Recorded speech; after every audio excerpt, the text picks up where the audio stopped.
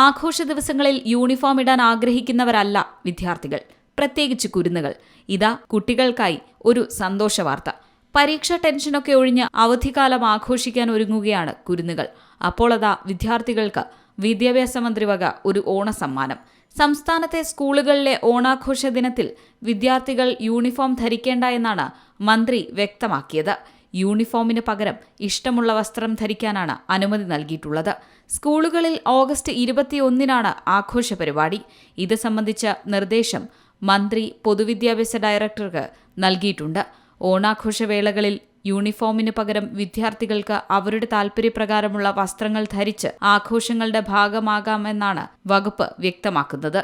ഇത് സംബന്ധിച്ച് ആവശ്യമായ നിർദ്ദേശങ്ങൾ നൽകാൻ പൊതുവിദ്യാഭ്യാസ ഡയറക്ടർക്കാണ് നിലവിൽ ചുമതല നൽകിയിരിക്കുന്നത്.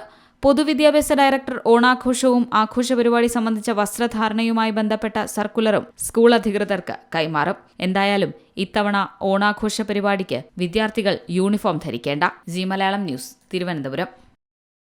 ഏറ്റവും പുതിയ വാർത്തകളും വിശേഷങ്ങളും വിരൽത്തുമ്പിലറിയാൻ ജി മലയാളം ന്യൂസ് എല്ലാ ഡിജിറ്റൽ പ്ലാറ്റ്ഫോമുകളിലും ലഭ്യം.